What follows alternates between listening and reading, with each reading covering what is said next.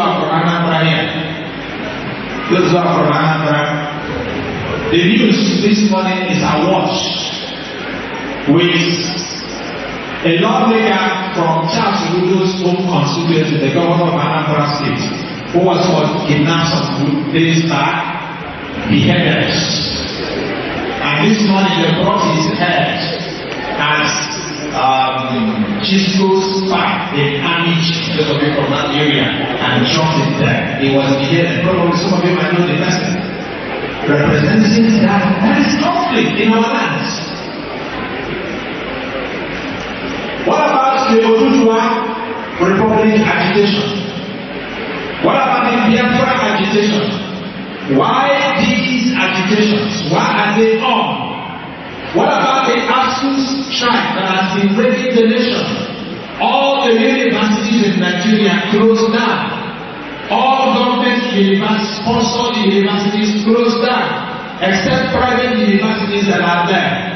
Look at the number and millions of our youth that are on the street at home eating free food, getting involved in cybercrime, getting involved in armed robbery because they are not busy.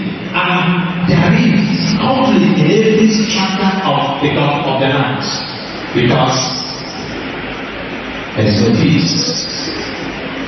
And that creates tension everywhere. How do we resolve all this? The church has given us the model. And what is that model? Dialogue, deliberations. But those who are at the head of affairs, Abraham Lincoln of the United States of America will say, in moments of conflict, state all your case before your opponent, such that there will be no defeats. Because when he debates or when she debates, he or she will have no points to debate because you have made their points clear. And that is the principle of desensitization. The Nigerian state is failing. It's at a point of collapse and everybody is crying. Dear friends, in the world we have the, if you like, call it the watchdog or the watchtower, the United Nations, which is the umbrella organization that guides nations of the world. This body was established in 1946 with 193 states or nations as members. And in order to help it in gathering and fostering peace, justice, equality in the world, it created councils, the General Assembly Council, the Security Council, it has the Economic and Social Council, the Thruship Council, and then it also has the International Court of Justice Council. Then it has the Secretariat, manned by the General Secretary of the United Nations. And each of these councils has a responsibility. Ever since the establishment of the United Nations in 1946, it has faced 250 wars in the world. And also currently, from its analysis of conflicts in the world, it has also established that 600 million children are affected by wars in different parts of the world, that it goes on trying to see how it resolves these problems. The United Nations also has come up with the Sustainable Development Goals. It had the goals and then came up later with the Sustainable Development Goals, about 17 or 18 of them.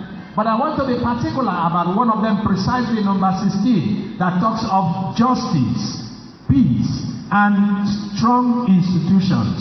And in its charter for the year 2050,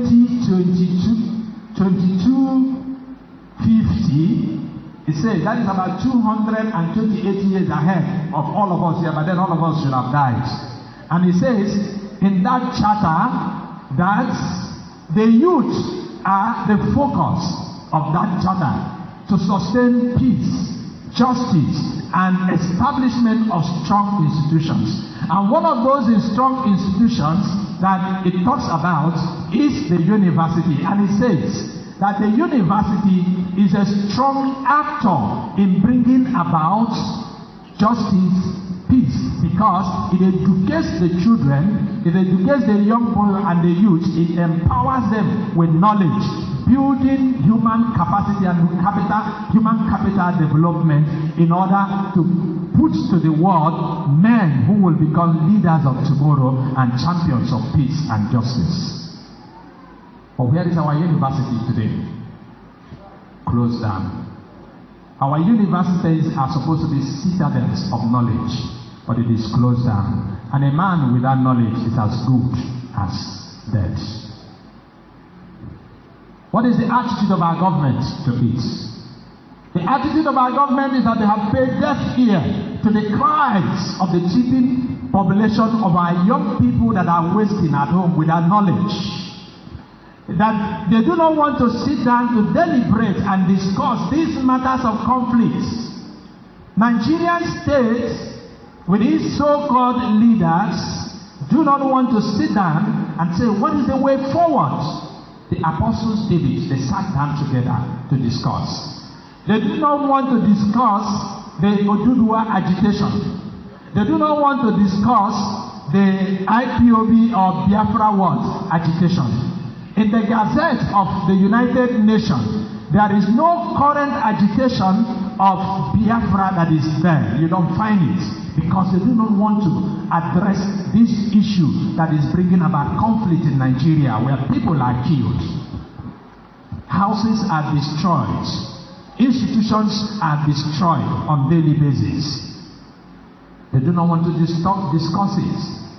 But my dear friends, Nigerian state, in fact, the Parliament of Nigeria was quick to stand up to invite Ahmed Zainab, the Minister of Finance, when 7.something million was missing in the automobile account.